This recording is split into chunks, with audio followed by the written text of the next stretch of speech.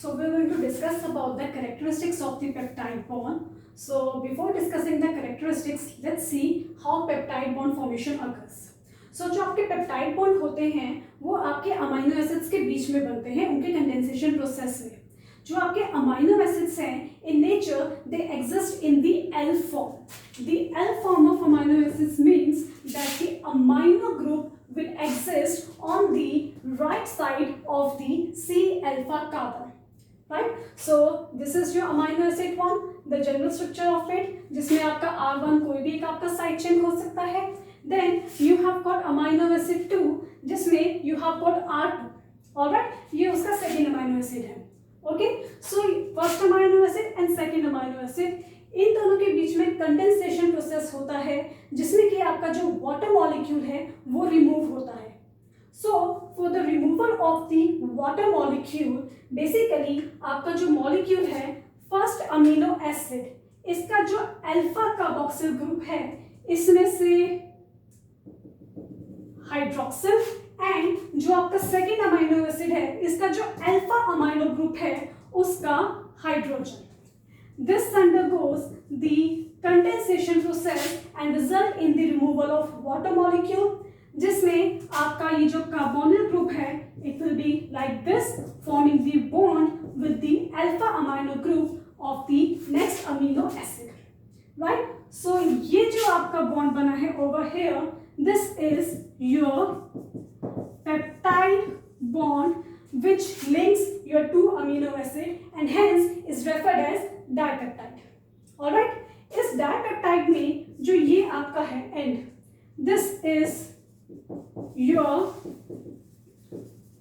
amino terminal, right? And जो ये आपका end होगा dipeptide का, this will be your carboxy terminal. So that's how the process will continue and you will have the condensation with next amino acid and the addition of next amino acid and so on. That's how peptide bond formation occurs, which result in the synthesis of the polypeptide chain by the condensation process between the amino acids. Okay? इसी reason से जो आपका polypeptide synthesis होगा वो होगा from N towards C terminal. So the translation process occurs from N to C terminal. Alright?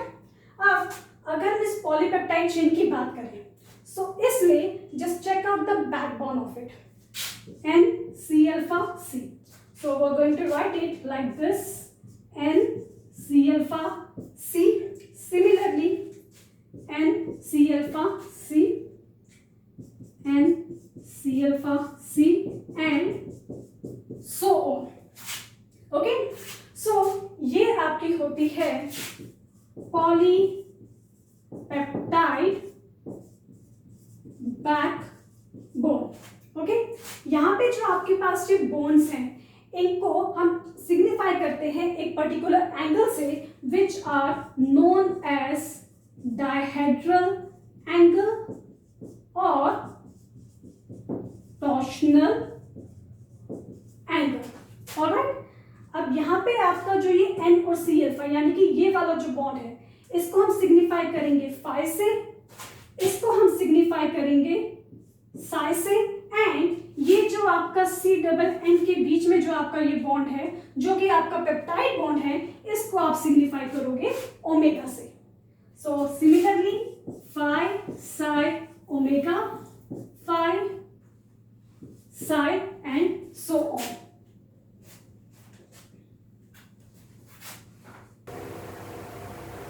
So coming on to the characteristics of the peptide bond, इसमें आपका पहला characteristic होता है the trans configuration of the peptide. As you can see over here, यहाँ पे मैंने आपके पास polypeptide chain बनाई है जिसमें मैंने आपको डायहेड्रल या फिर टॉर्शनल एंगल इधर इंडिकेट कर दिए हैं. इसमें से जो आपका ये ओमेगा बॉन्ड है, that is the one which is your peptide bond over here, then here. Alright, as you can see कि जो यहाँ पे आप कन्फिगरेशन है that is of trans nature, जहाँ पे कार्बोनिल ग्रुप का oxygen is oriented in this direction and hydrogen of NH is oriented in the opposite direction. This configuration is important because ये आपके पेप्टाइड बॉन्ड को stability provide करता है और कोई भी स्टीरिक हिंड्रेंस जो है उसको वो प्रोटेक्ट करता है. ऑलराइट, अदर देन दैट आपके पास जो ये कार्बोनिल ग्रुप का ऑक्सीजन है, this will be always oriented opposite of the R1 chain. R1 is the side group of any amino acid and it is comparatively a heavy group. तो अगर आपके पास C alpha R1 and carbonyl का oxygen अगर वो same special close special arrangement में आ जाएंगे, this will result in steric hindrance.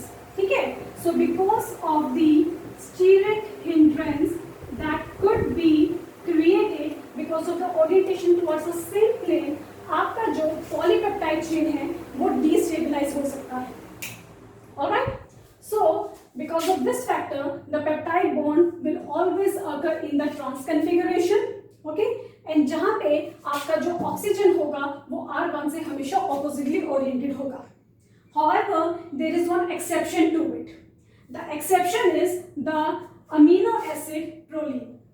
इस एक्सेप्शन में बेसिकली आपके पास क्या होता है कि जो आपका प्रोलीन अमीनो एसिड है वो हमेशा आपको सिस बॉन्ड देगा, आपको सिस कन्फिगरेशन देगा इन योर पेप्टाइड बॉन्ड. और इसका रीजन क्या है? The reason is the unusual structure of the proline. Proline में ये है आपका C अल्फा कार्बन. ऑलराइट, और जो आपकी इसकी R चेन होती है वो इस प्रोलीन के अल्फा अमाइनो ग्रुप के साथ साइक्लाइजेशन में चली जाती है, जिसके कारण प्रोलीन में you do not have alpha amino यानी कि NH2 ग्रुप नहीं होता. इसमें होता है आपके पास NH ग्रुप, जिस रीजन से आप प्रोलीन को इमीनो एसिड रेफर करते हो, not as amino acid. Alright, so as you can see over here, यहाँ पे जो आपका ये अल्फा अमाइनो ग्रुप है वो अल्फा इमीनो में कन्वर्ट हुआ है. राइट, सो इसके कारण आपका जो यहाँ पे चेन होता है वो जब आपके पास पेप्टाइड बॉन्ड में जाएगा with any amino acid, let's say this where this could be any amino acid and this is proline, यहाँ पे जो आपका पेप्टाइड बॉन्ड बनेगा that will be of cis configuration. Alright, now next property, the next property of peptide bond is its fixed nature. Now basically what do you understand by fixed nature is that कि आपका जो ये peptide bond है इसके around orientation possible नहीं होती. Okay, सो जिस reason से आपके पास जो ये ओमेगा एंगल होता है this is of fixed nature and it does not allow any orientation. Alright, so इस रीजन से जो आपके पास एक fully stretched chain होती है यानी कि your linear polypeptide, इसमें जो आपका एंगल होता है omega, this will be always 180 degree for your trans peptide bond. Alright, however हमने यहाँ पे जो प्रोलीन का बात किया था जिसको हमने एज अ एक्सेप्शन कंसिडर किया था, जिसके कारण ये आपको सिस बॉन्ड देता है, इस बॉन्ड का जो आपका एंगल होगा right it will be 0 degree. So in case of cis configuration you will have 0 degree as dihedral angle omega, while in case of trans configuration in all the cases you will always have 180 degree as the omega torsional angle. So coming on to the next characteristic of it, जो आपका peptide bond होता है this is coplanar in nature, मतलब जो आपका peptide bond होगा CONH group या का एक ही प्लेन में एग्जिस्ट करेगा. And the fourth nature and very important, this has called partial double bond character. Right, अब अब यहाँ पे अगर आप देखो आपका जो ये पेप्टाइड बॉन्ड है दिस एंड दिस, ये जो आपका बॉन्ड है ये आपको दिखने में तो सिंगल लग रहा है, but I have told you that this has got a partial double bond character. तो बेसिकली इसका रीजन क्या है? सो टू अंडरस्टैंड दैट हमें जो यहाँ पे आपका ये वाला पार्ट है दिस, ऑलराइट, इसको मैं ड्रॉ करती हूँ like that, C double bond O N H C alpha, alright. इसी बॉन्ड को मैंने यहाँ पे इस तरह से ड्रॉ कर दिया है। फिलहाल मैंने यहाँ पे साइड चेन्स नहीं दिखाई हैं, ऑलराइट। ये इसमें आपका this is your peptide bond between carbonyl and NH group, alright. So you can सी कि यहाँ पे जो आपका कार्बोनिल ग्रुप है this is the one which has got the double bond over here. This double bond shows resonance like that.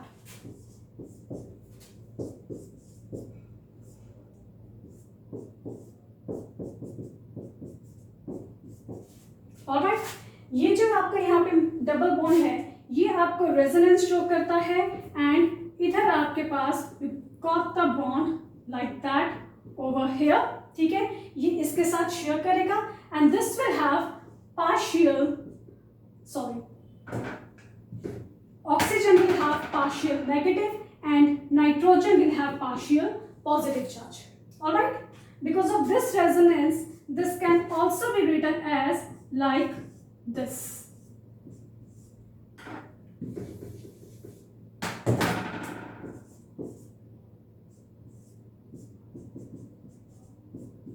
C alpha, where now you will have the double bond over here, positive charge here and negative charge here.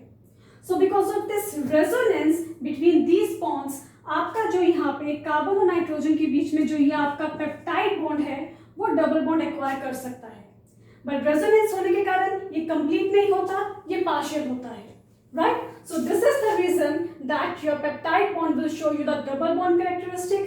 In fact by determining the bond length ये उसको prove भी किया गया है। आपका जो carbon और nitrogen single bond होता है उसमें जो आपका बॉन्ड लेंथ है इट इज 1.47 एंगस्ट्रॉम, राइट। जो आपका कार्बन और नाइट्रोजन के बीच में डबल बॉन्ड है that has value 1.27 angstrom, okay. और जो आपका पेप्टाइड बॉन्ड है जिसमें पार्शियल डबल बॉन्ड है, right, in case of peptide bond ये जो आपका बॉन्ड लेंथ का वैल्यू है वो होता है 1.33 angstrom which is intermediate between the single bond and the double bond, right? So this proves कि जो आपका पेप्टाइड बॉन्ड है it has got the partial double bond character.